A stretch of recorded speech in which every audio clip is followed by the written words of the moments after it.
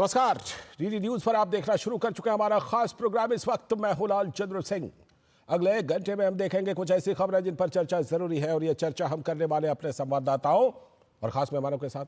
और आज सबसे पहले बात करेंगे कि किस राह पर जा रहा है पश्चिम बंगाल। पश्चिम बंगाल के मुख्यमंत्री ने कल ईद के मौके पर बयान दे दिया, विवादित बयान। कहा लोग विपक्ष जो है वो राज्य में दंगा करवाना चाहता है। पता नहीं कैसे इससे कट्टरपंथियों के हौसले बुलंद हो गए, और इस बयान के बाद पश्चिम बंगाल में कई जगहों पर हमला हो गया, हिंसा हुई, तो बीजेपी ने सीएम पर हमला बोला है। इस पर सबसे पहले बात करेंगे।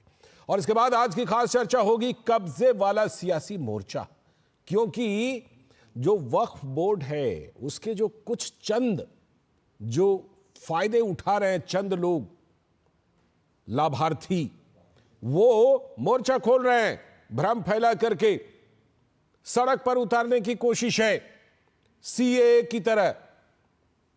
लेकिन इस कोशिश को झटका भी लग रहा है, और वो भी अंदर से। कई अल्पसंख्यक संगठनों ने और कई मौलानाओं ने वक्फ के संशोधन का समर्थन कर दिया है, लेकिन जिनका कब्जा है वो कब्जा छोड़ना नहीं चाहते, सियासी मोर्चा संभाले हुए हैं। इसी पर खास चर्चा खास मेहमान के साथ होगी।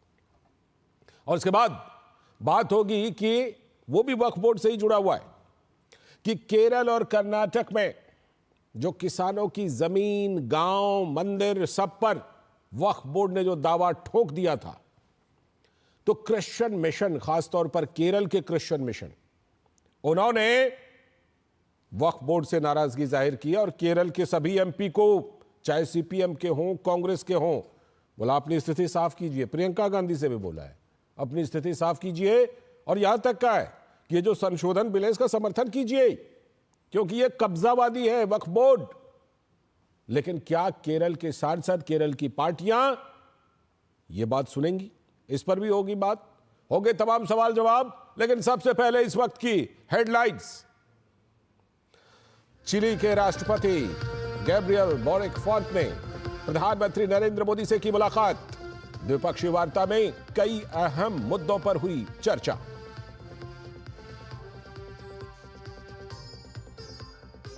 आरबीआई की स्थापना के 90 वर्ष हुए पूरे, विशेष समारोह में हुई शामिल राष्ट्रपति द्रौपदी मुर्मू।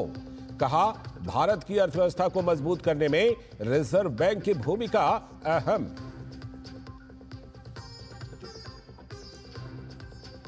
कल लोकसभा में पेश होने की संभावना के बीच विपक्ष का लोकसभा में हंगामा। वक्फ संशोधन बिल को लोकसभा बिजनेस एडवाइजरी कमेटी की बैठक से विपक्ष का वॉकआउट। भाजपा का आरोप, बिल का विरोध सोची समझी रणनीति का हिस्सा।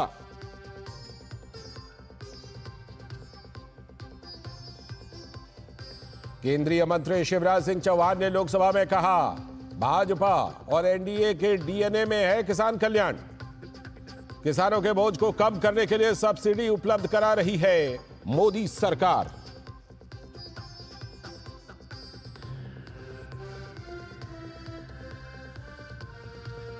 खुलेगी फिर केजरीवाल और आतिशी सरकार की पोल। शराब, स्वास्थ्य और डीटीसी के बाद मुख्यमंत्री रेखा गुप्ता पेश कर रही हैं वायु प्रदूषण पर सीएजी रिपोर्ट।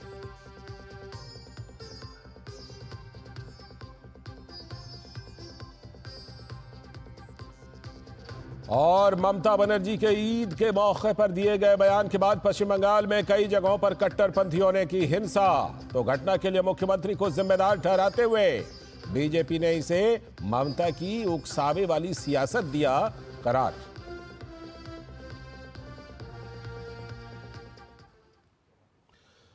तो अब हेडलाइंस के बाद बात करेंगे खबरों की, और आज सबसे पहला एजेंडा पश्चिम बंगाल से ही है कि पश्चिम बंगाल आखिर कौन से रास्ते पर जा रहा है।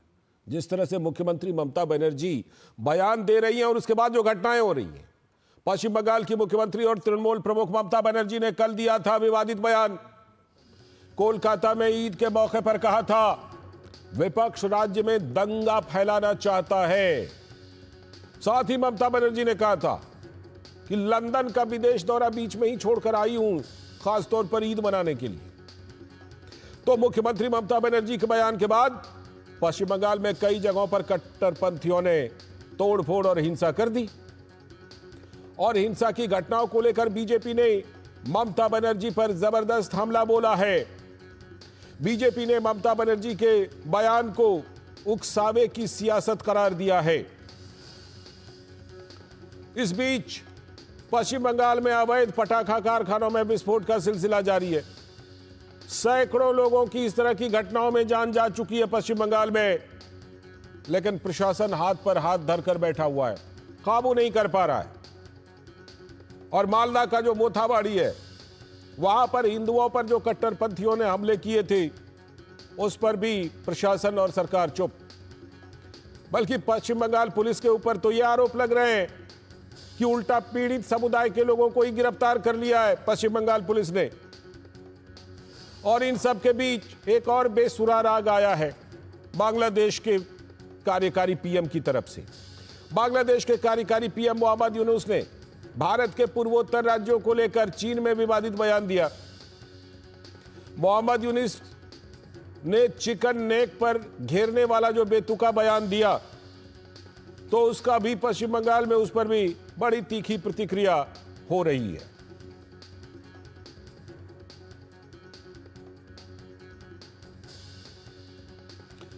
तो ममता बनर्जी का जो बयान है, ऐसा बयान है जिसमें उन्होंने हिंदू धर्म को गंदा भी कहा है। सुनिए जरा। जानबूझ के एक गंदा धर्म जो इसने बनाया, जो एक जुमला पार्टी ने बनाया, वो धर्म को हम नहीं मानता है।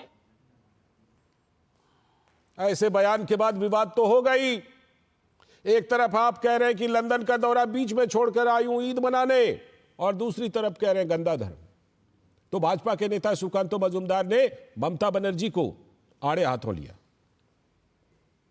मैंने पहले ही ऐसी आशंका जताई थी कि इस तरीके की घटना बंगाल में हर 2 महीने 3 महीने में घटेगी, क्योंकि बंगाल को ममता बनर्जी ने बम और बारूद के ऊपर बैठा के रखा है।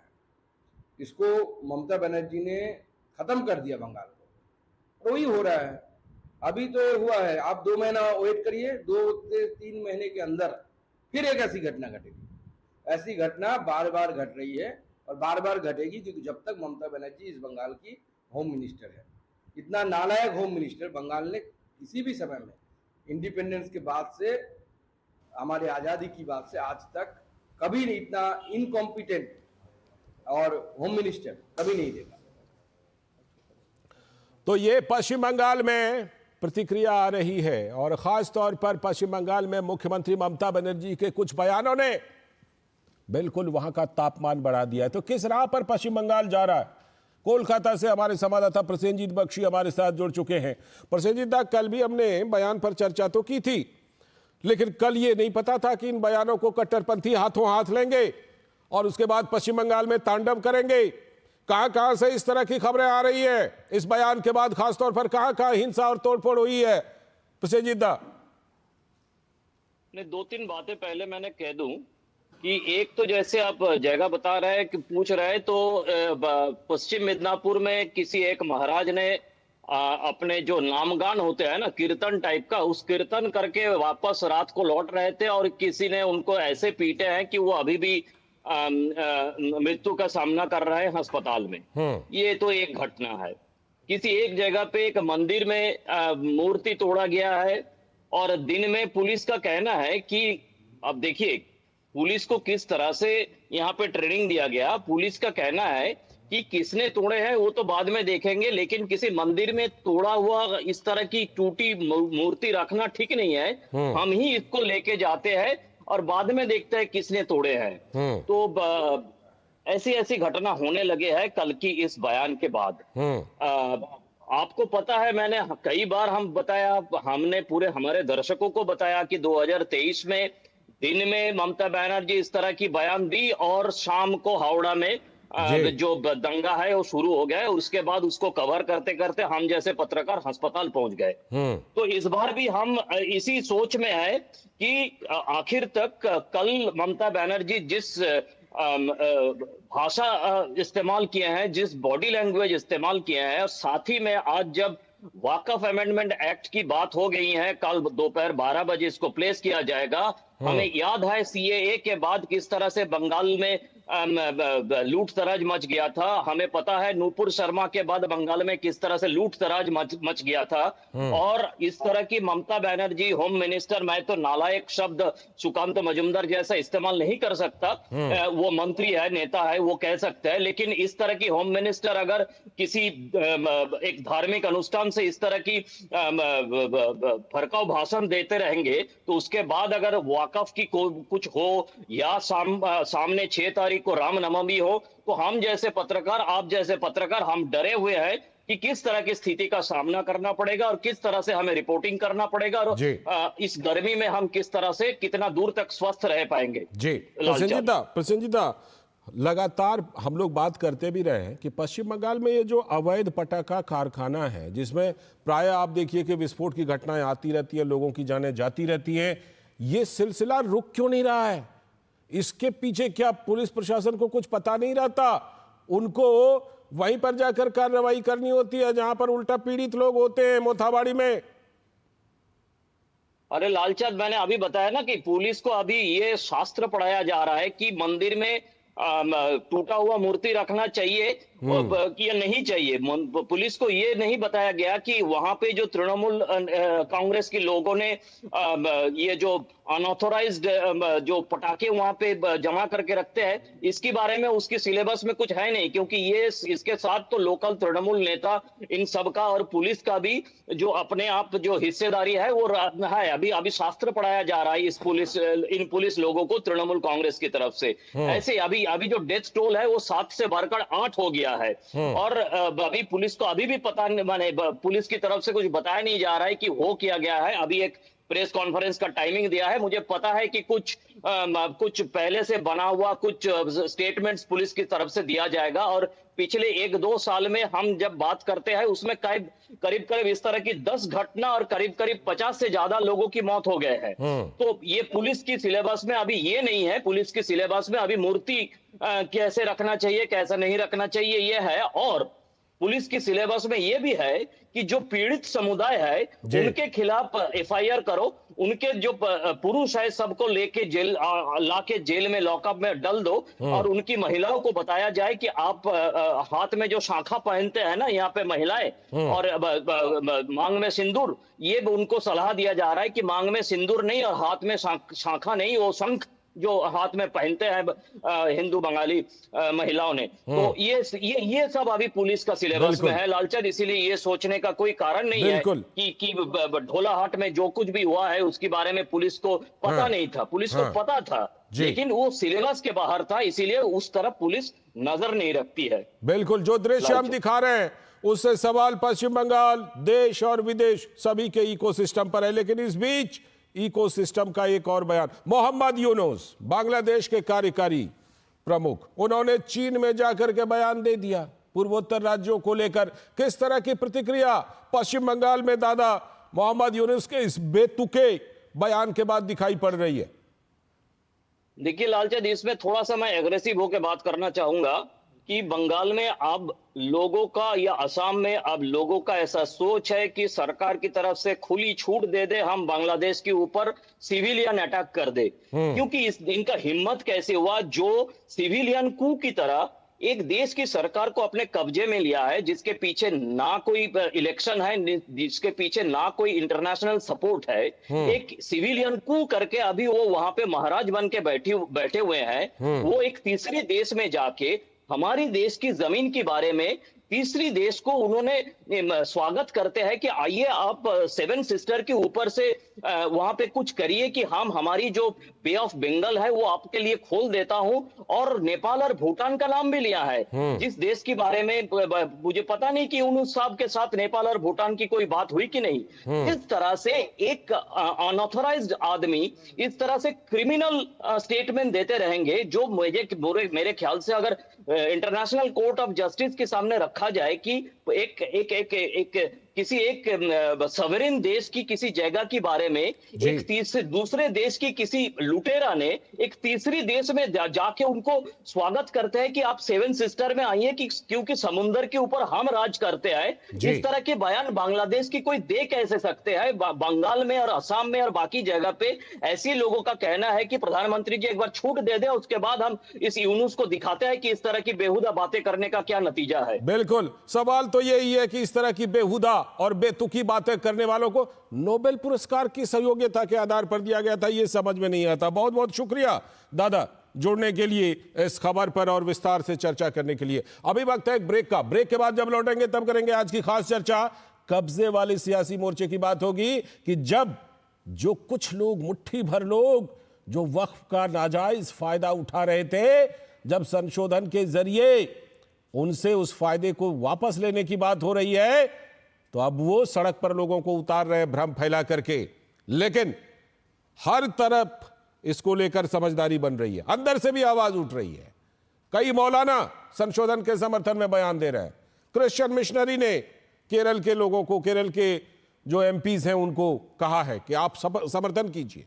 तो इस पर खास चर्चा करेंगे खास मेहमानों के साथ। अभी वक्त है एक छोटे से ब्रेक का।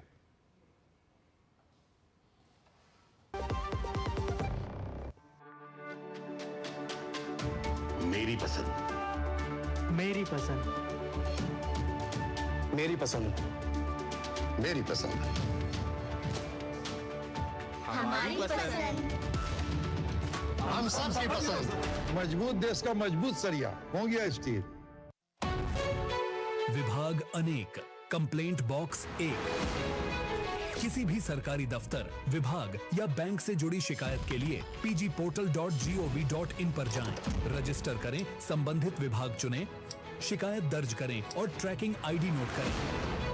एसएमएस या ईमेल पर एक्नॉलेजमेंट पाएं और शिकायत का जवाब सीधे मंत्रालय से प्राप्त करें। अब तक 1 करोड़ 12 लाख से अधिक भारतीयों ने भरोसा जताया।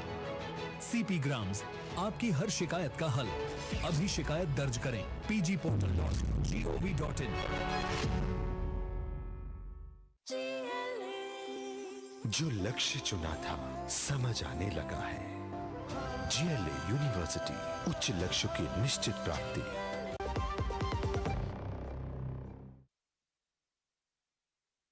डीडी न्यूज पर आप देख रहे हैं इस वक्त, और जैसा कि ब्रेक पर जाने से पहले हमने बताया था कि अब करेंगे खास मेहमानों के साथ खास चर्चा, और वो चर्चा होगी कब्जे वाली सियासी मोर्चे की। जो बांधा जा रहा है मोर्चा सड़क पर, एक बार फिर से सीए को याद कीजिए, उस समय भी किया गया था।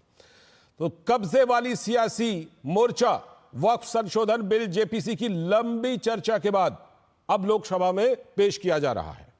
आज की बैठक में संसदीय कार्य मंत्री किरेन रिजिजू ने बताया कि फिलहाल इस पर कल 8 घंटे की चर्चा होनी है। संसदीय कार्य मंत्री का दावा है कि इस बिल को लेकर काफी चर्चा पहले भी हुई है और सभी स्टेक होल्डर्स यानी जितने भी भागीदार हैं इसमें, उनकी बातें सुनी गई है। इस बिल के समर्थन में और विरोध में भी और भी चर्चा होनी है। दोनों सदनों में जब बिल आएगा तो चर्चा तो होगी, लेकिन जिन्हें सिर्फ सियासत करनी है वो इस बिल को लेकर जोर आजमाइश की राजनीति कर रहे हैं। सवाल यह है कि इसी तरह के आंदोलन कभी सीए को लेकर किया गया था और डराया गया था कि नागरिकता खत्म हो जाएगी। अब कुछ मुस्लिम एनजीओ और मौलाना फिर से जमीन छिन जाने का डर दिखा रहे हैं और मुस्लिम समाज को गुमराह करने पर आमादा है। और विपक्ष के कई दल वोट की गोलबंदी का इसे सुनहरा मौका मान रहे हैं। जानकार मानते हैं कि कुछ मौलाना वक्फ संशोधन का इसलिए भी विरोध कर रहे हैं कि नए कानून में मुस्लिम महिलाओं और पसमानदा समाज के यानी पिछड़े मुसलमान, उनको आरक्षित किया जा रहा है। लेकिन यह बराबरी कब्जे वाली सियासत को भला मंजूर कैसे हो सकती है? वक्फ के 9.5 लाख हेक्टेयर जमीन पर जिन उच्च वर्ग के मुस्लिम नेताओं का कब्जा है, वो किसी भी सूरत में ना तो इसमें बदलाव चाहते हैं और ना ही कोई पारदर्शिता। आखिर ओवैसी साहब, असदुद्दीन ओवैसी को इस बिल से क्या दिक्कत है? यह हैदराबाद के लोगों से पूछा जा सकता है। इन सब के बीच केरल के कैथोलिक बिशप कॉन्फ्रेंस वक्फ कानून में संशोधन चाहती है। ताकि ईसाइयों की जमीन से वक्फ का अवैध कब्जा खत्म हो।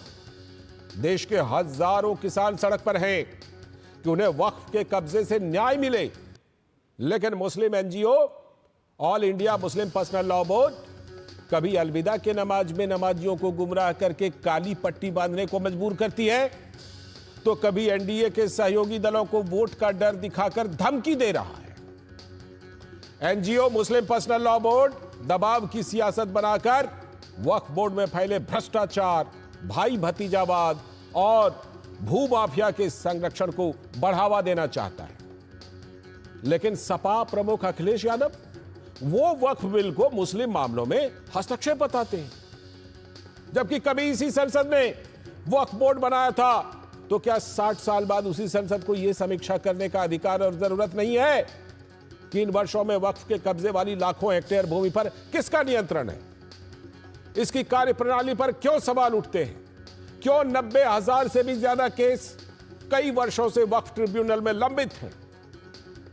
इन्हीं सब के लिए अजमेर दरगाह के प्रमुख सैयद नसरुद्दीन चिश्ती क्षेत्रवासियों की बड़ी बड़ी तकरीरें करके वो कह रहे हैं कि मुसलमानों को डराया जा रहा है। उन्होंने कहा कि सरकार के प्रयास को समर्थन देने की जरूरत है, जिससे वक्फ समावेशी हो सके। जाहिर है, अगर इन वर्षों में वक्फ ने गरीब मुसलमानों और पसमानदा के लिए कुछ भी किया होता तो माना जाता कि यह एक अच्छी संस्था है, लेकिन कुछ नहीं किया है, तब तो फिर यह एक रियल एस्टेट संस्था है, जिसे कुछ जमातों ने सत्ता की सीढ़ी बना लिया उस पर कब्जा करके। तो ये तमाम वक्फ बोर्ड को लेकर के जो बातें आ रही हैं, जरा पहले उन बातों को हम सुनवाते हैं आपको। वक्फ बोर्ड के खिलाफ हैं हम लोग, इसलिए खिलाफ हैं क्योंकि भारतीय जनता पार्टी हर जगह हस्तक्षेप करना चाहती है। भारतीय जनता पार्टी हर जगह अपना कंट्रोल चाहती है। ये भारतीय जनता पार्टी किससे क्या कहलवा दे, किससे क्या करवा दे, ये भारतीय जनता पार्टी का कमाल है। केंद्रीय अल्पसंख्यक मामलों के मंत्री किरेन रिजिजू ने क्या कुछ कहा इस पर, सुनिए। ये पूरा देश साथ में है। ये तो कुछ पॉलिटिकल पार्टी, कांग्रेस पार्टी और कुछ लोग दबाव में वोट बैंक राजनीति की वजह से विरोध करने का नाटक कर रहे हैं। अब देखिए, पूरे चर्च काउंसिल, हिंदुस्तान के अंदर में जितना चर्च काउंसिल है, ईसाई कम्युनिटी, क्रिश्चियन कम्युनिटी खुल करके समर्थन कर रहे हैं। हिंदू में, बौद्ध में, सिख में और मुसलमानों में मेजॉरिटी लोग इसको समर्थन कर रहे हैं। वहीं सरकार की सहयोगी टीडीपी के नेता प्रेम कुमार जैन, अभी हमने आपको बताया कि किस तरह सहयोगियों को ये मौलाना, कट्टरपंथी मौलाना घेरने की कोशिश कर रहे हैं। प्रेम कुमार जैन ने समर्थन किया संशोधन का। मुसलमानों के हित में अगर संशोधन बिल आता है तो निसंदेह हमारी पार्टी उसका समर्थन भी करेगी। ये भी मैं बता दूं कि माननीय चंद्रबाबू नायडू साहब ने हर समय संशोधन बिल के ऊपर अपनी राय भी रखी है और उन राय पे विचार विमर्श करके संभवतः उसको लागू भी किया जाएगा। चंद्रबाबू नायडू साहब ने ऑलरेडी ये कहा है कि हम मुसलमानों की हर हित की रक्षा करेंगे। बार बार उन्होंने कहा है कि हिंदू और मुस्लिम मेरी दो आंखों की तरह हैं, मैं किसी भी आंखों के साथ अन्याय नहीं कर सकता। इसी प्रकार हम मुस्लिम समाज के हर हित की रक्षा करेंगे। और इस मामले पर जो संयुक्त संसदीय समिति बनी थी जेपीसी, उसके चेयरमैन जगदंबिका पाल, जिन्होंने कई बैठकें की, उन्होंने अखिलेश यादव को सलाह दी है कि जरा पहले बिल को पढ़ तो लीजिए कि क्या प्रस्ताव है। अखिलेश यादव हमारी रिपोर्ट पढ़ ले, 428 पेज की रिपोर्ट है। हमने 14 अमेंडमेंट्स किया है। कौन सा ऐसा क्लॉज है, कौन सा अमेंडमेंट है जो अखिलेश यादव हो, कांग्रेस पार्टी हो या कोई भी, कि वो वक्फ के बिल को वक्फ की प्रॉपर्टी की बेहतरी के लिए हो और उसके ट्रांसपेरेंसी के लिए है, उसका फायदा गरीब, पसमानदा, आम मुसलमान को मिल सके, खवातीन, बच्चों को मिल सके, कहीं तो बताएं कि उससे कोई नुकसान है। और जैसा कि हमने बताया कि अंदर से भी कई मौलाना संशोधन का समर्थन कर रहे हैं। अजमेर दरगाह शरीफ के नसीरुद्दीन चिश्ती ने कहा कि इसके बहाने मुसलमानों को भड़काया जा रहा है, जबकि इस संशोधन का समर्थन किया जाना चाहिए। मैं तो पहले दिन से ही कह रहा हूं कि जो मिसलीड किया जा रहा है कम्युनिटी को इस बिल के नाम पे कि साहब दरगाहें छीन जाएंगी या हमारे मुस्लिम जो इदारे हैं दूसरे वो चले जाएंगे, तो ये बात तो सही नहीं है। और जो गुमराह कर रहे हैं, मैं उनसे, तमाम लोगों से ये अपील करूंगा कि वक्त गुमराह करने का नहीं है, सब मिलकर के अच्छा एक्ट पास कराएं, वक्त की जरूरत है। और इसको कतई आम मुसलमान ये ना समझे कि ये इस्लाम के खिलाफ काम हो रहा है, नहीं, ये भारत सरकार ने 1954 में एक कानून बनाया था जो समय समय पर अमेंडमेंट होता गया है और दोबारा अमेंडमेंट हो रहा है। साफ तौर पर यह रखी गई बात। अभी नसीरुद्दीन चिश्ती कह रहे थे कि आखिर यह है क्या। इसी पर आज खास चर्चा करने के लिए हमारे साथ खास मेहमान जुड़ चुके हैं। हमारे साथ एसएन सिंह जी, भारतीय जनता पार्टी के प्रवक्ता, स्टूडियो में हैं, बहुत बहुत स्वागत। फाजिल अहमद साहब हैं, मुस्लिम स्कॉलर, बहुत बहुत स्वागत, खैर मकदम। हमारे साथ हमारे सलाहकार संपादक विनोद मिश्र जी भी हैं और अमरेंद्र गुप्ता हमारे साथ संसद भवन से जुड़े हैं। पहले उन्हीं से अपडेट में लेता हूं। अमरेंद्र, अब तस्वीर साफ हो गई। 8 घंटे समय रखा गया है, फिलहाल 8 घंटे का वक्त चर्चा के लिए। मान लिया जाए कि कल यह बिल लोकसभा में आ रहा है, बिल्कुल तस्वीर साफ है।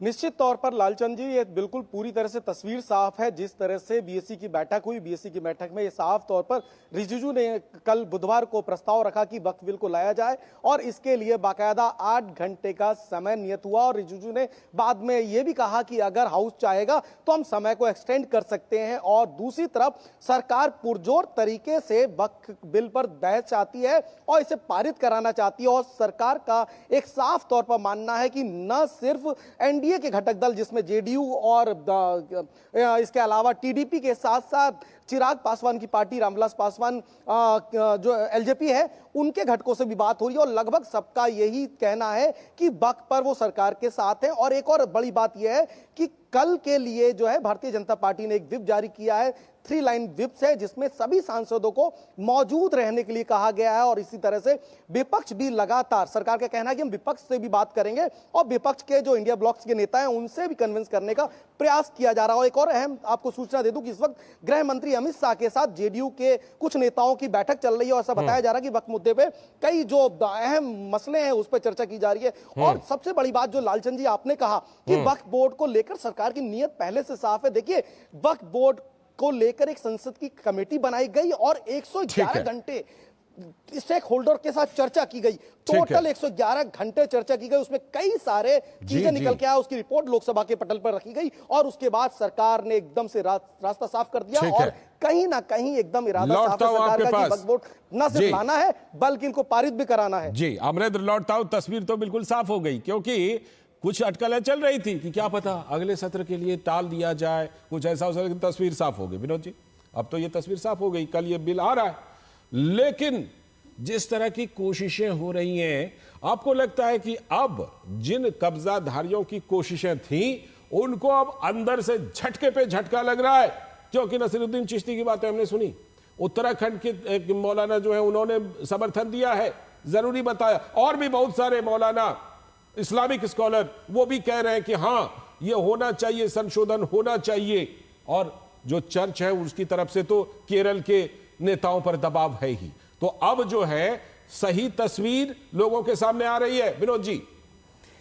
लाल जी, मैं अभी सुन रहा था जो जेपीसी के अध्यक्ष जगदम्बिका पाल हैं, वो ये बात कह रहे थे अखिलेश यादव के लिए कि 400 से ज़्यादा पन्नों की ये वक्फ की ये जेपीसी की रिपोर्ट है जो संसद पटल पे रखा गया है जी। लोकसभा में उसी संशोधन के साथ ये बिल आ रहा है। अब सवाल है कि क्या किसी राजनेता ने जो इस विरोध में और ये जो एनजीओ हैं या मुस्लिम उलेमा हैं उनके साथ में सुर मिला रहे हैं, क्या किसी ने पढ़ा है? क्या एक रिपोर्ट पढ़ने की किसी ने एक बार एक जहलत की है कि एक बार रिपोर्ट भी देख लें कि उसमें है क्या? तो सबसे पहले इंपॉर्टेंट है कि समझना, हमारे जो दर्शक है वो भी समझें कि आखिर ये वक्फ बिल 2024 है क्या।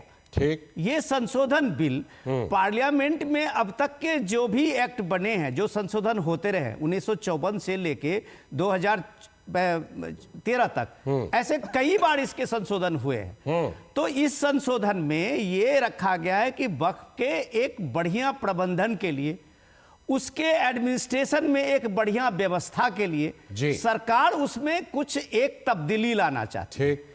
आप एक डिजिटल युग में हैं और एक डिजिटल युग में एक सरकार से एक बात की आकांक्षा तो लोगों की होगी कि भाई 9.5 लाख हेक्टेयर जमीन वाले इस वक्फ की देखरेख कौन कर रहा है?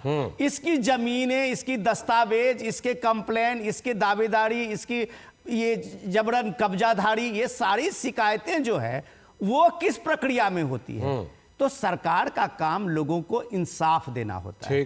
तो ये वक्त की जरूरत थी कि वक्फ बिल, जो अमेंडमेंट बिल कल लोकसभा में आ रहा है, वो इसी संशोधन के साथ आ रहा है। इसमें सिर्फ प्रबंधन को लेके है, इसमें सिर्फ वक्फ की जो कार्य प्रणाली है उसमें सुधार को लेके है। लेकिन जब ये उलेमा और जब ये मौलाना और ये एनजीओ टाइप के जो वक्फ, ये मुस्लिम पर्सनल लॉ बोर्ड है, ये उसी तरह के गुमराह करने की कोशिश करते हैं कि जैसे सीए में नागरिकता छीन जाएगी और इस वक्फ के आने से जमीन छीन जाएगी, तो कम से कम ये बात तो वक्फ का नाम को बदनाम कर रहे हैं। बिल्कुल लालजी, ये 1923 में अंग्रेजों के लाया गया कानून था जी। तो ये एक कॉलोनियल रूल, जो कॉलोनियल एक्ट है, उसी को 1954 में संशोधन किया गया। ये अलग बात है कि कांग्रेस की सरकार ने 2013 में जाते जाते उसमें ऐसे क्लॉज सब लगाए जिसके कारण ये इतना भसर फैला हुआ है। जो आप केरल की बात कर रहे हैं, कर्नाटक के हजारों किसानों की बात कर रहे हैं, तो आखिर इनका इंसाफ कौन देगा? ये इंसाफ की जो पूरी की पूरी व्यवस्था इस नए संशोधन में की गई है, और इसको लेके जो ये सारी चीजें जो हो रही है वो सिर्फ गुमराह करने की सियासत। बिल्कुल। फाजिल अहमद साहब, ये बताइए, जब इस तरह के सुधार किए जा रहे हैं जिससे कि आम मुसलमानों को फायदा मिले, कुछ लोगों का जो कब्जा है वो हटे, इसमें और भी लोगों को वहां पर जो उनके प्रतिनिधि और रिप्रेजेंटेशन मिले, चाहे मुस्लिम महिलाएं हैं, पसमानदा मुस्लिम हैं, तो इसको लेकर के क्या आपत्ति है? फाजिल अहमद साहब बताएं। देखिए, मैं अभी भाजपा समर्थक विनोद मिश्रा जी को सुन रहा था, उन्होंने कई चीजें प्लांटेड थ्योरी, भाजपा समर्थक विनोद मिश्रा जी भाजपा के प्रवक्ता है सर यहाँ पे। नहीं, आप भाजपा के प्रवक्ता है साहब। बोलिए सर। मैं आपको ये कह करके बुला दूं, भाजपा विरोधी फाजिल अहमद साहब। प्रॉक्सी भी तो है ना, भारत विरोधी कई प्रॉक्सी हैं भाजपा के, जो सामने नहीं आते हैं लेकिन पीठ पीछे भाजपा के लिए ही काम करते हैं। नहीं, उस हिसाब से तब तो हम आपको बोल सकते हैं, ऐसा कुछ नहीं है। मैं तो उस पर सर्टिफिकेट नहीं बांटिए सर, सर्टिफिकेट नहीं बांटिए, मुद्दे पर बोलिए। इन्होंने कहा कि कब्जा छूट जाएगा। अरे सरकार अपनी जमीन से तो कब्जा छुड़ा ही नहीं पा रही। वक्फ बोर्ड पर बात कीजिए। लिमिटेशन एक्ट है, लिमिटेशन एक्ट के तहत जब तक आप सिविल राइट्स के लिमिटेशन एक्ट को समाप्त नहीं करेंगे तब तक आप किसी कब्जा कैसे छुड़ा देंगे? कनॉट प्लेस की दुकानें 60 रुपए महीना किराए पे हैं, हमारी दुकानें 120 रुपए महीना किराए पे हैं, तमाम सरकार की जगहें जो है 2 रुपया 3 रुपया किराए पे हैं।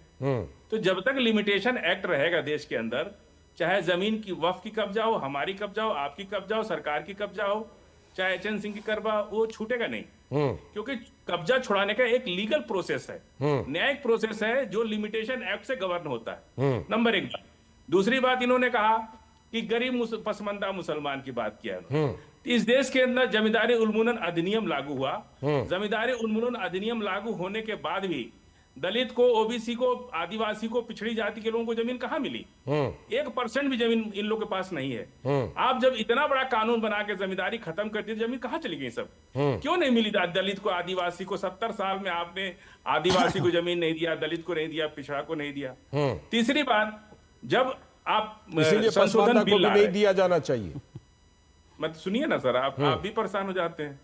आप तो एंकर हैं, आप तो ध्यान रखिए। परेशान नहीं होते, हम तो आपसे ये कह रहे हैं कि आप जो बातें रख रहे हैं उसमें अगर कहीं आपकी बातें जो है ना वो एक दूसरे को काटती है, तो मैं कह रहा हूँ आपकी चिंता कनॉट प्लेस की दुकानों के लिए दिखाई पड़ती है, आपकी चिंता दूसरों के लिए दिखाई पड़ती है, लेकिन वक्फ संशोधन नहीं होना चाहिए, ये सबसे बड़ी आपकी। वक्फ संशोधन करने के बाद भी कोई फायदा नहीं होगा ना। वन संशोधन में कहा ये मान बैठे हैं, अंबानी अपना घर छोड़ देंगे।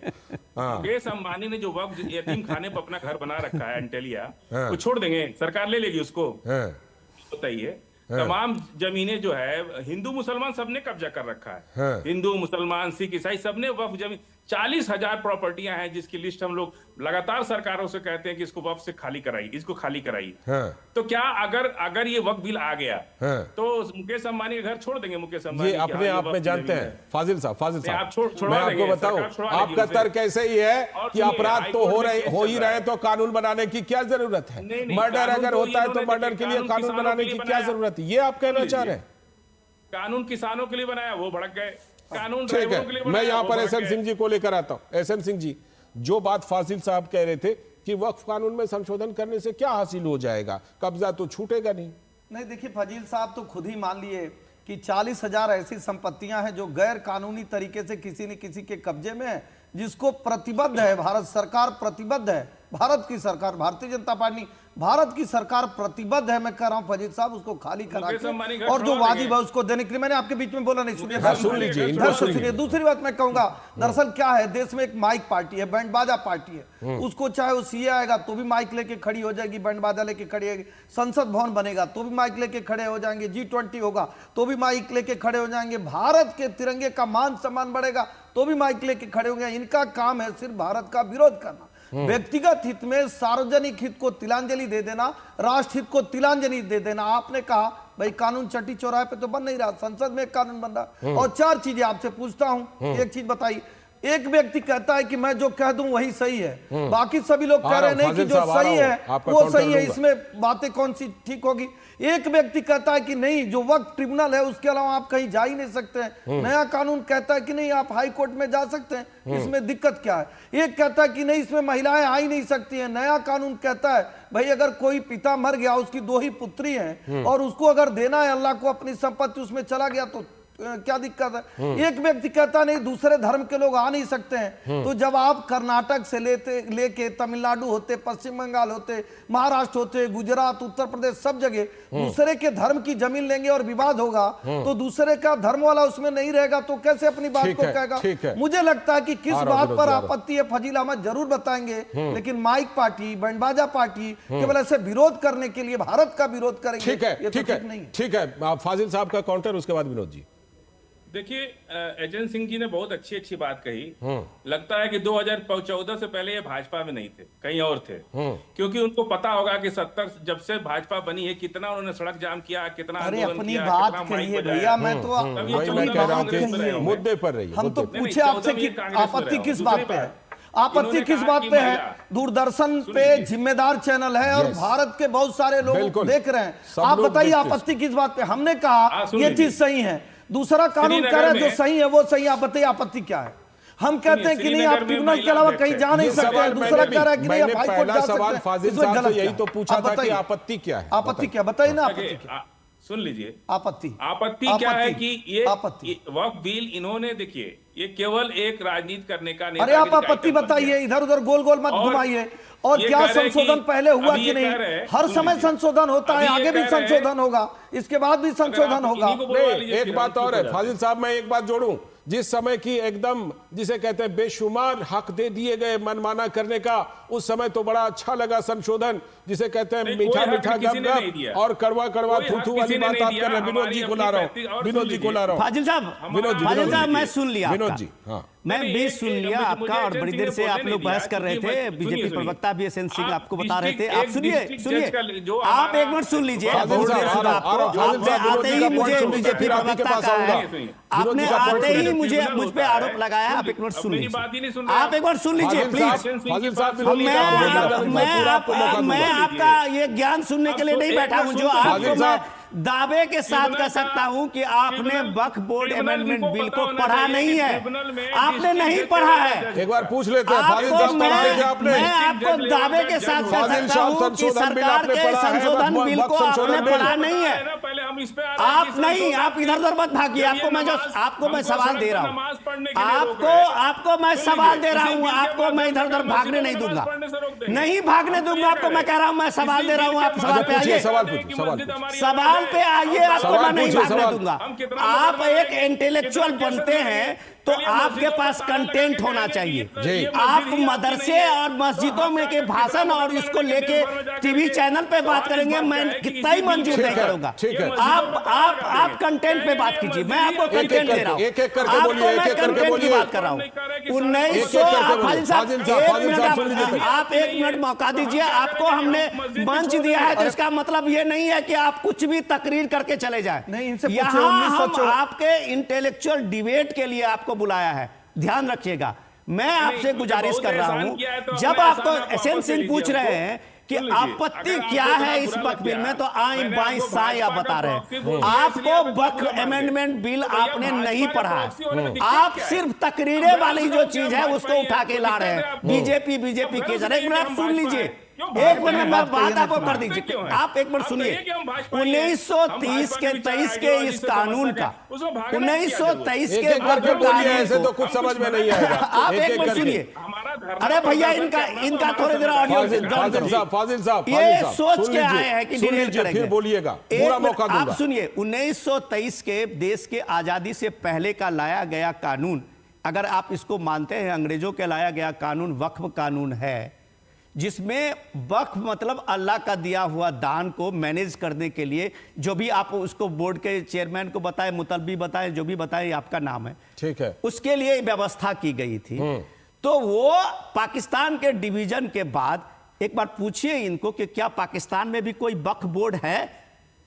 क्या कोई इस्लामिक कंट्री में कोई वक्फ बोर्ड है? नहीं है। तो आपने हिंदुस्तान के लिए आपको सहज लगा कि आपने इसको वक्फ बोर्ड, नेहरू जी की तरफ से इसको एक काउंसिल बनाया गया, इनाम दे दिया। आप उसके बाद उसमें लगातार संशोधन होते गए।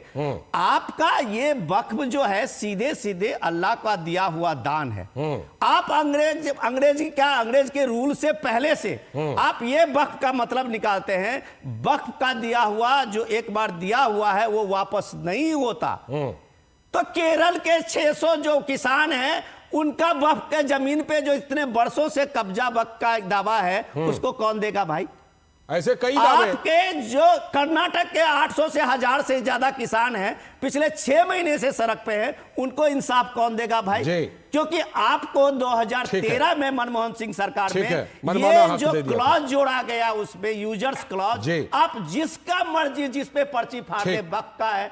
अरे भैया किसने किसको दान दिया, कौन सा रिकॉर्ड है? कुछ तो कागज दिखा रहे, चिल्ला रहे हैं कि अगर हमसे पेपर मांगा जाएगा तो यूपी की सारी जमीनें छीन जाएगी, तो तुम कब्जा कर लोगे और जमीन का वक्त बता दोगे। जी अभिनव जी, एक चीज और मेरा ऐड कर लीजिए। मैं कह रहा हूं कि इस देश में डिस्क्रिमिनेशन नहीं होना चाहिए। दो भाई, मैं कह रहा हूं हिंदू मुस्लिम छोड़ दीजिए, फजील भाई बड़ी जिम्मेदार चैनल है, सब लोग दो भाई अगर कहते हैं किसी प्रॉपर्टी को ये हमारा है और कोर्ट तय करेगा ना कि किसका है, नहीं, ये कौन सा अधिकार बताता है कि आप हमने जो कह दिया, हम जो कह दिया वो मान लीजिए, हमारे ही घर में सुनवाई होगी और हम ही फैसला करेंगे। एसएन सिंह जी, आप फाजिल साहब की बात सुनिए। फाजिल साहब रखिए बात। देखिए, इस देश में न्याय तो न्यायालय से ही मिलता है, किसी भी मामले में किसी को भी न्यायालय पे ही भरोसा, अंतिम भरोसा सबका न्यायालय पे होता है, भले न्यायालय चाहे जो भी काम करे। बहुत अच्छी बात। ये कहना कि न्यायालय नहीं मिले, न्यायालय पे आपको भरोसा रखना चाहिए, हम लोग तो रखते हैं। जब देश आजाद हुआ, ये कह रहे हैं ना कि पुराना कानून, जब देश आजाद हुआ तो हिंदुओं ने अपनी प्रॉपर्टी को ट्रस्ट एक्ट में रखा, मुसलमानों ने वक्फ एक्ट बना लिया, वक्फ में रखा, और ईसाइयों ने नहीं बनाया। कुछ जानकारी नहीं है, अच्छी जानकारी नहीं है, मुसलमानों ने नहीं बनाया, उस समय की भारत सरकार ने बनाया। तथ्यात्मक बात नहीं करते, कोई जानकारी नहीं है।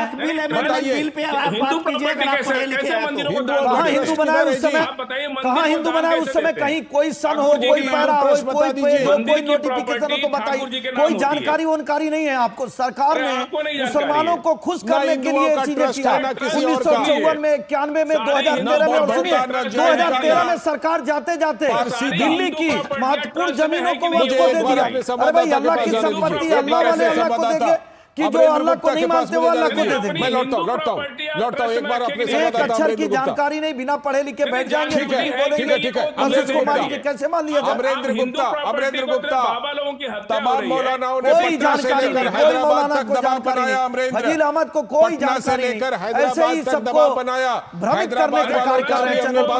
वो समर्थन करेंगे। हमने ललन सिंह की बात भी सुनी थी, वो समर्थन करेंगे। तो जो ये दांव लगा रहे थे नीतीश कुमार, चंद्रबाबू नायडू, जयंत चौधरी और चिराग पासवान पर, वो दांव फेल होता हुआ लग रहा है क्या? निश्चित तौर पे लालचंद जी, जो वक्फ बोर्ड को लेकर सरकार लगातार कवायद कर रहा था, उसमें वक्फ बोर्ड को लेकर जेपीसी बनाई गई और जेपीसी ने तमाम वो स्टेक होल्डर्स के साथ एक बड़ी बैठकें की और चाहे उलेमा हो, चाहे मुस्लिम समर्थक हो, हर एक से उनकी बात रखी और हर पार्टियों की राय भी ली गई, पॉलिटिकल पार्टीज के साथ साथ लोगों की राय ली गई और उसने एक रिपोर्ट दी। 111 घंटे एक गहन मंथन और चर्चा के बाद एक रिपोर्ट दी है, जिसकी 400 से ज्यादा की पन्नों की रिपोर्ट है और जिसके बाद सरकार लगातार कह रही थी कि सरकार क्या मतलब एनडीए का जो घटक दल है वो लगातार सरकार के पक्ष में और कह रहा है कि वक्त पर हम सरकार के साथ हैं और हर मुद्दे पे सरकार के साथ हैं। और जिस तरह से जब से ये कवायद देखी गई, चाहे आप बात करें जेडीयू की, जेडीयू भी खुले तौर पर कह रहा है कि सरकार जो अमेंडमेंट लेके आ रही है उसके साथ है।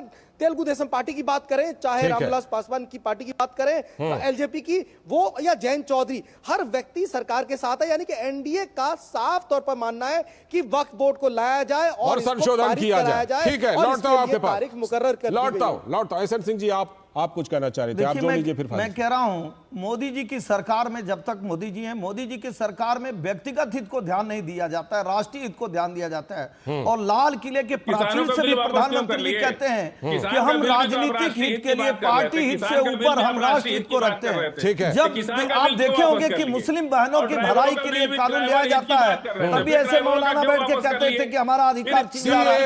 आप देखिए 3 तलाक पे कानून है। जब आप देखिए मोदी जी देने का कार्य करते हैं, भारतीय जनता पार्टी सरकार देने का कार्य करती, लेने का कार्य करती है। जब 370 जैसी धारा समाप्त की जा रही थी, तभी ऐसे मौलाना बैठ के कह रहे थे मुसलमानों का हक छीन जाएगा, वो तो कश्मीर से भगा दिए जाएंगे।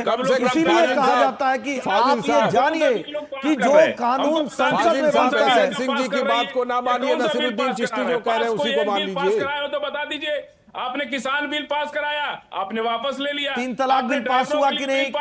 किस महिला वापस ले लिया?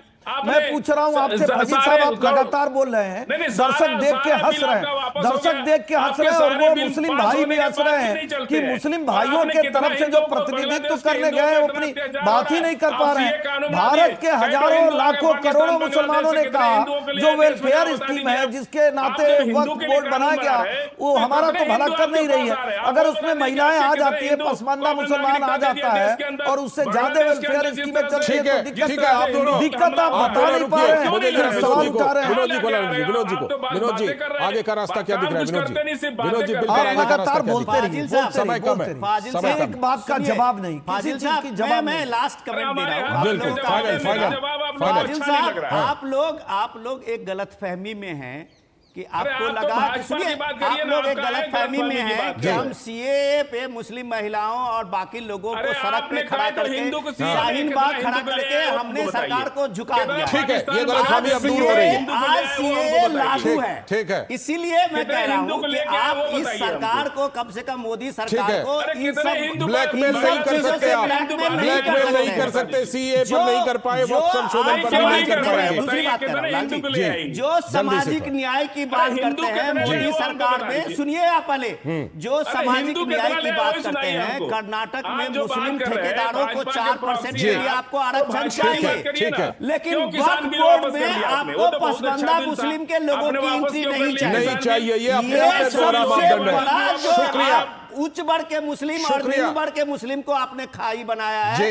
मोदी सरकार इस वक्त में उसको पाल रही है। बिल्कुल आपके साथ बैठने वाले हैं वक्त संशोधन के जरिए सामाजिक न्याय भी होगा। साथ में ये वक्फ बोर्ड संशोधन बिल सामाजिक न्याय का कानून है जिसमें गरीब तबके के मुसलमानों को, औरतों को, जिसमें इतने फायदे हैं वो संशोधन तो होना ही चाहिए, अधिकार मिल रहा है। बिल्कुल होना चाहिए ये संशोधन। उच्च तबके के मुस्लिम के साथ बैठने का और इस पे बहस करने का अधिकार मिल रहा है। शुक्रिया, फिलहाल समय की कमी है। शुक्रिया, समय की कमी है। विनोद जी शुक्रिया, साथ में हमारे साथ फाजिल अहमद साहब शुक्रिया, एसएन सिंह जी शुक्रिया और अमरेंद्र गुप्ता भी हमारे साथ जुड़े थे, बहुत बहुत शुक्रिया। अभी वक्त है ब्रेक का, ब्रेक के बाद जब लौटेंगे तो वक्फ बोर्ड से ही जुड़ी हुई एक बड़ी खबर केरल से हमने चर्चा भी की कि जो चर्च है, क्रिश्चियन मिशन है, वो वहां के नेताओं को कह रहे हैं कि समर्थन करो संशोधन का। करेंगे इस पर बात।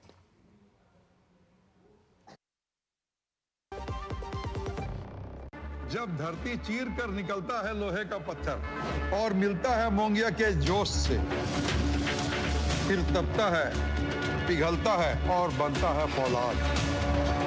अब होता है सरिया सारी खूबियों के साथ। मोंगिया स्टील, मजबूत देश का मजबूत सरिया। जो लक्ष्य चुना था समझ आने लगा है। जीएलए यूनिवर्सिटी, उच्च लक्ष्य की निश्चित प्राप्ति।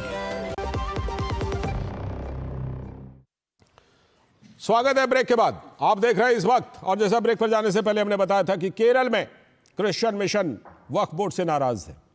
केरल के कैथोलिक बिशप काउंसिल ने विपक्षी इंडी गठबंधन के अल्पसंख्यकवाद की पोल खोल करके रख दी।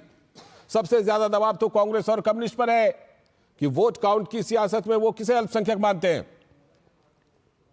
बिल के विरोध में सड़क पर उतरे कुछ मुस्लिम उलेमाओं को सियासी दलों ने पूरा समर्थन दिया, लेकिन केरल के चर्च उन्हें वक्फ बिल के समर्थन में, संशोधन बिल के समर्थन में खड़े होने की अपील कर रहे हैं।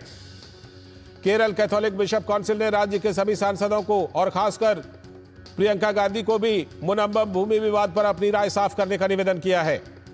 चर्च का स्पष्ट मानना है कि वक्फ के असंवैधानिक और अन्यायपूर्ण प्रावधानों में बदलाव के लिए कांग्रेस और सीपीएम के सांसदों को समर्थन देना चाहिए। दरअसल केरल के मुनम्बम इलाके के 600 से भी अधिक परिवारों की पुश्तैनी जमीन को वक्फ बोर्ड ने अपनी संपत्ति घोषित कर रखा है। तो पिछले वर्षों में इन किसान परिवारों को घर से बेघर होने का डर सता रहा है, लेकिन इंसाफ की उम्मीद कहीं से दिखाई नहीं दे रही है। राज्य सरकार ने उन्हें हाउस टैक्स देने से भी मना कर दिया है। केरल में 600 से भी अधिक लोगों की जमीन का मालिकाना हक का मामला कोर्ट भी सुनने से मना कर चुका है। मुनम्बम जमीन विवाद को लेकर केरल के मिशनरीज और किसानों के आंदोलन के दबाव में पिनाराई विजयन सरकार वक्फ बोर्ड के दावे के खिलाफ जुडिशियल कमीशन गठित की थी, जिसे केरल हाईकोर्ट ने रद्द कर दिया। क्यों रद्द किया? क्योंकि हाईकोर्ट का मानना है कि जो मौजूदा कानून है उसमें तो केवल वक्फ ट्रिब्यूनल ही इसका मालिकाने हक के दावे की जांच कर सकता है। राज्य सरकार के पास तो कमीशन गठित करने का अधिकार ही नहीं है। वक्फ बोर्ड अधिनियम के तहत वक्फ की संपत्ति का फैसला वक्फ बोर्ड को ही करना हो तो फिर सवाल उठता है कि जो पीड़ित लोग हैं वो किन से न्याय मांगे? सरकार और न्यायालय के पास इंसाफ देने के लिए कुछ है ही नहीं। केरल के मलयालम अखबारों ने राजनीतिक दलों की निंदा की और कहा कि इस समय संसद में वक्फ संशोधनों पर चर्चा को समर्थन मिलना चाहिए। केरल के राजनीतिक दल सेक्युलर केरल को पॉलिटिकल पोलराइजेशन में धकेल रहे हैं। ये घातक हो सकता है। सवाल यह भी है कि केरल और कर्नाटक के हजारों किसान वक्फ बोर्ड के कब्जे को लेकर सड़क पर हैं। सरकार से उन्हें आश्वासन तो मिल रहा है, लेकिन वही सरकार वोट बैंक को मजबूत करने के लिए विधानसभा में वक्फ बिल के विरोध में प्रस्ताव पास करा रही है। इस सियासत को देश के लोग जितनी जल्दी समझ लें उतना ही अच्छा है।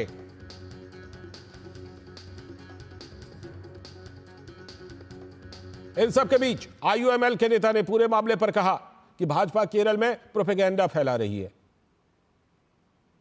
Catholic bodies request, I believe, has come on one specific point, that is on the Munampam land issue over there. There is a land issue in Munampam.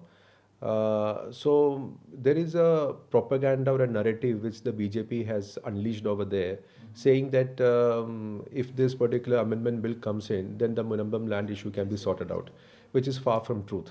They are just misrepresenting the people there and misleading the people there. और जो Christian mission की तरफ से ये पत्र दिया गया, इस पर अल्पसंख्यक मामलों के मंत्री किरेन रिजिजू ने सभी से कहा है कि जरा इस पत्र पर ध्यान दीजिए। केरला से जो पत्र आया है, केरला बिशप काउंसिल का, केरला का कैथोलिक बिशप काउंसिल ने जो अपील किया है, ये केरला के एमपी लोग को तो अपील किया है, लेकिन सबके लिए है कि वक्फ अमेंडमेंट बिल लाना है, क्योंकि अभी जो प्रेजेंट वक्फ अमेंडमेंट बिल लाने से पहले जो प्रॉब्लम था उसको अगर दूर नहीं करेंगे तो कई समस्याएं देखने को मिल रहा है। तो क्रिश्चियन कम्युनिटी की ओर से जो अपील किया है, केरला का एमपी भी उसको ध्यान से सुनी है और सारा देश के एमपी को भी सुनना चाहिए। तो जाहिर सी बात है कि ये जो है, इस पर केरल के जो राजनीतिक दल हैं उनके सामने बड़ी दुविधा है। हमारी संवाददाता वेन्या केरल में जुड़ चुकी हैं तिरुवनंतपुरम से, और हमारे सलाहकार संपादक विनोद मिश्र जी हमारे साथ जुड़े हुए हैं। वेन्या, सबसे पहले तो यही कि ये जो चर्च ने ये लेटर लिखा है, इस लेटर ने ना सिर्फ सीपीएम बल्कि कांग्रेस पर भी प्रेशर बना दिया है। सीपीएम की गवर्नमेंट को देखिए, एक तरफ असेंबली से कानून पास करवाते हैं, लॉ पास करवाते हैं, दूसरी तरफ किसानों के लिए जुडिशियल कमेटी गठित कर देते हैं। यानी कि अब जो है ये दोनों तरफ जो खेलने वाली बात थी ना कि दोनों तरफ बैटिंग कर रहे हैं, ये अब होने वाला नहीं है केरल की पॉलिटिक्स में वक्फ के मामले पर।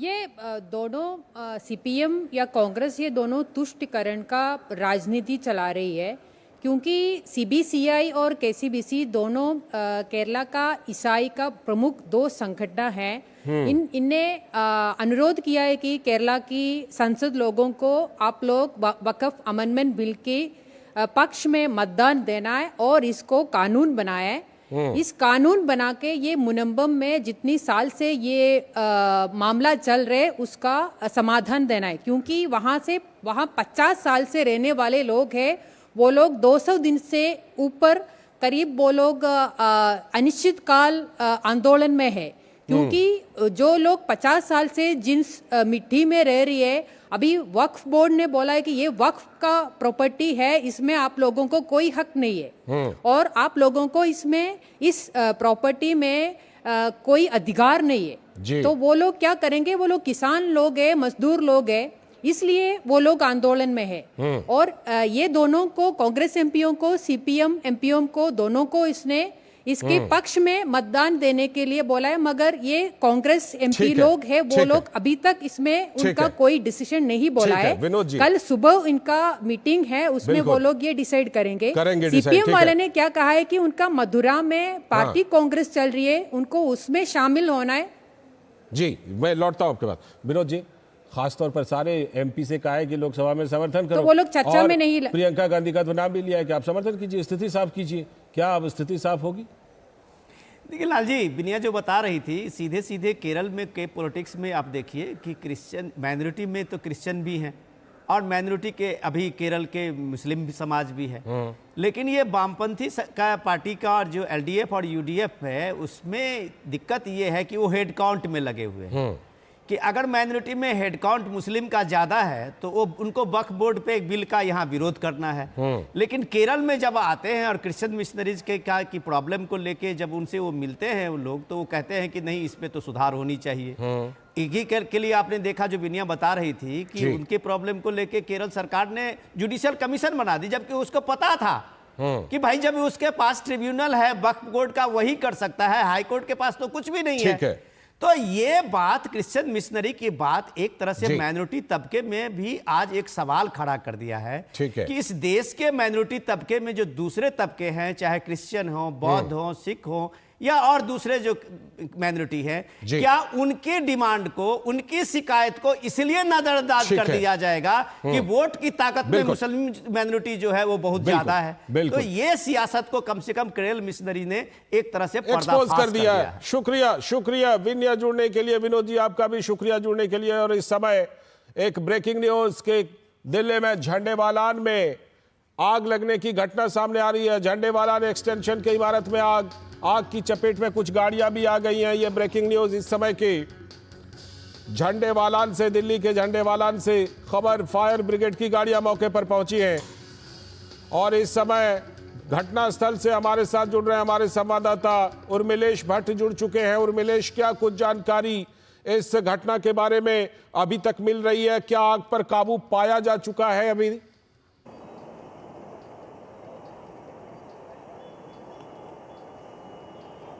जी लालचंद जी, बिल्कुल देखिए कि जैसे भी आपने भी दर्शकों को बताया कि जो झंडेवालन एक्सटेंशन है, झंडेवालन मेट्रो के ठीक सामने जो है, जैसे मेरे पीछे आप देख सकते हैं कि ये एक बड़ी इमारत है, इस पे आग लगी है। आग के कारणों का हालांकि अभी पता नहीं चल पाया है कि किन कारणों से आग लगी है, लेकिन अभी तक यहाँ पर लगभग 15 से 16 फायर ब्रिगेड की गाड़ियाँ आ गई है जो लगातार आग बुझाने का काम कर रहे हैं। अभी भी आप देख सकते हैं कि अंदर जो है थोड़ा बहुत आग है और यहाँ जो आग लगी है, इस आग की चपेट में लगभग 8 से 10 गाड़ियां आई है और वो भी कहीं ना कहीं उनको नुकसान हुआ है गाड़ियों को। हालांकि किसी भी जान को यहाँ पे खतरा नहीं हुआ है, क्योंकि जिस तरीके से बताया गया कि लंच टाइम था लालचंद जी, जिससे कि मैक्सिमम लोग जो है यहाँ से बाहर निकले और जिस तरीके से आग जो है यहाँ पर लगी है, तुरंत सारे लोग जो है बाहर निकल गए थे। तो ऐसे बताया जा रहा है हमको, जो यहाँ पर प्रत्यक्षदर्शी है उनके द्वारा। साथ ही जो है यहाँ पर तमाम जो है जो ये सड़कें हैं, पुलिस ने यहाँ पे चारों तरफ से बैरिकेड कर दिया गया है, जिससे कि यहाँ पर आवाजाही जो है बंद कर दी गई है फिलहाल। और दूसरी तरफ जो है फायर ब्रिगेड की कोशिश है कि जल्दी से जल्दी जो है वो इस आग पर काबू पा सके। और जिस तरह से कि ये आग लगी है, कितना लगभग नुकसान आपको दिखाई पड़ रहा है? आप वहां पर ग्राउंड जीरो पर हैं और मिलेश, आपने बताया 7-8 गाड़ियां जल गई हैं, और भी क्या इमारत के अंदर के नुकसान का कुछ अंदाजा?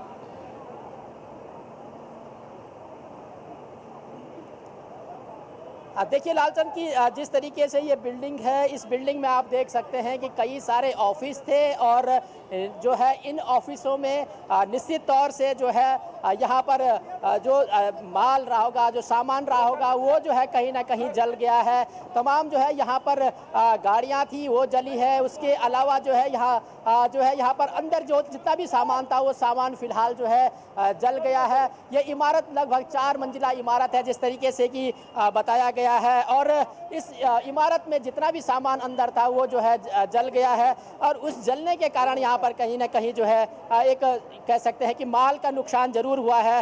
हालांकि जान का नुकसान अभी तक कुछ नहीं हो पाया है लालचंद जी। और मिलेश, आप क्योंकि घटनास्थल पर मौजूद हैं तो आपकी जरूर कुछ लोगों से बात हुई होगी। संभावित कारणों में क्या शॉर्ट सर्किट या फिर कुछ और इस तरह की वजह सामने आ रही है फिलहाल शुरुआती तौर पर?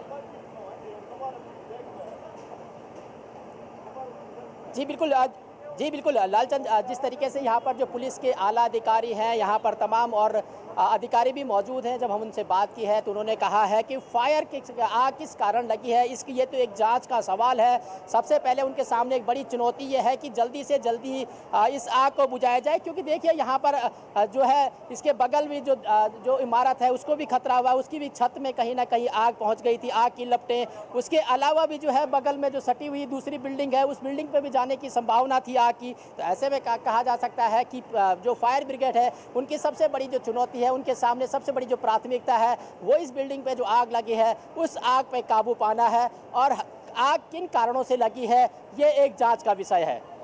और मिलेश, दमकल की तमाम गाड़ियां वहां पहुंच गई हैं, क्या पर्याप्त संख्या में दमकल की गाड़ियां हैं? और क्या कुछ जो वहां पर फायर ब्रिगेड के लोग हैं वो बता पा रहे हैं कि कब तक इस पर पाया जा सकता है, आग पर काबू पाई जा सकती है, कब तक?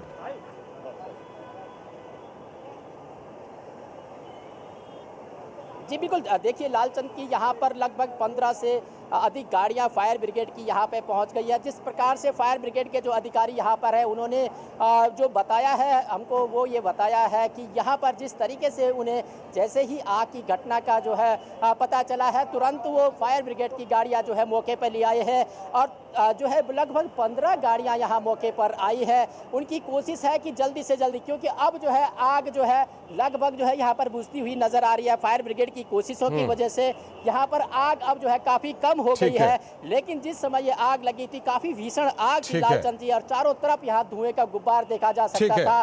तो अब लेकिन ये है कि फायर ब्रिगेड की कोशिश और प्रयास के कारण कहीं ना कहीं इस अपडेट लेते रहेंगे इस मामले पर की कोशिश की जा रही है। जी, अपडेट आपसे लेते रहेंगे। उर्मिलेश, बहुत बहुत शुक्रिया घटनास्थल से जुड़ने के लिए और अपडेट देने के लिए। और इसी के साथ आज के इस वक्त में इतना ही। नमस्कार।